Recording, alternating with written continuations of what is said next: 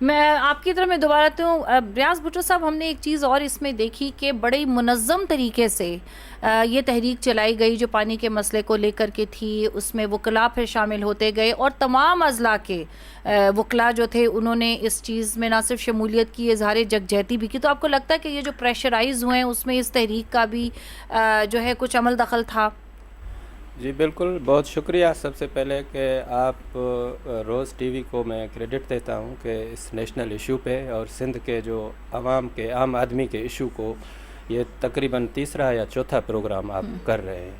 اور سندھ میں یہ بھی ایک تاثر جا رہا تھا کہ اردو میڈیا اس کیمپین کو سندھ کے جو ایشوز ہیں ان کو نہیں اٹھاتی ہے، بٹ مسلسل آپ لوگ اور روز نیوز جو یہ کر رہی تھی، آئی اپریشیٹ یو. اور یہ نہ صرف سندھ کے عوام کی کامیابی ہے بٹ روز نیوز کی، اور جنہوں نے جس طرح اس میں سے کوئی بھی اپنا کنٹریبیوشن ڈالا ہے یہ اس کا تھا.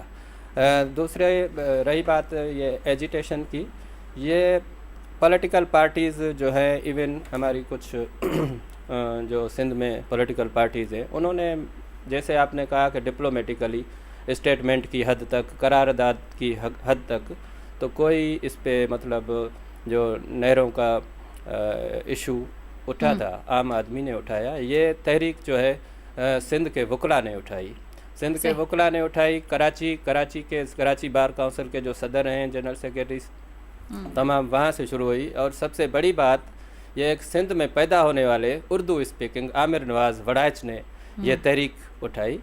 وہاں سے کراچی سے یہ ایک کوٹ اور ایک مطلب پانی کی بوٹل سے نکلا تھا، جا کے اندرونی سندھ میں جہاں پہ 48 ڈگری اس وقت جو گرمی ہے، تو وہاں آ کے ایک موٹر وے جہاں ختم ہوتا ہے، ببرلو ایک اسٹیشن ہے، ایک جنکشن ہے، وہاں پہ انہوں نے آ کے اپنا احتجاج شروع کیا. تو اسی احتجاج میں کراچی بار کے جو وکلاء آئے، تو سندھ بار کونسلز کے تمام جو بار کونسلز کے ممبرس ہیں، پھر وہ وکیل برادری وہاں اکٹھی ہوئی.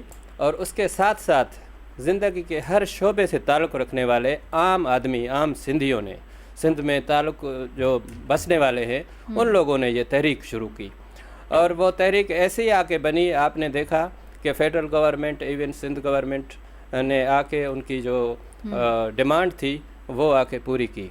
صحیح. اس میں جو منظم انداز میں جو تحریک یہ تھی کہ کہیں بھی کسی پہ پبلک، جو عام پبلک جا رہی تھی، ان کو وہ بالکل کہیں پہ بھی رکاوٹ نہیں تھی.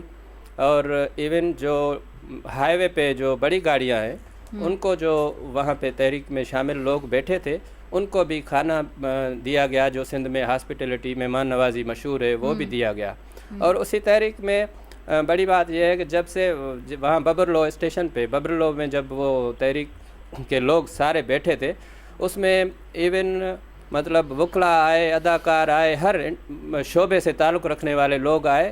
بٹ اس کے ساتھ ساتھ ٹرانسجینڈر آئے، ایون بچوں سے لے کر بوڑھے آدمیوں تک اس میں شرکت کی. صحیح. اور پاکستان میں سندھ کی یہ ایک بہت تیسری بڑی MRD ضیاء الحق کے دور میں ہوئی تھی.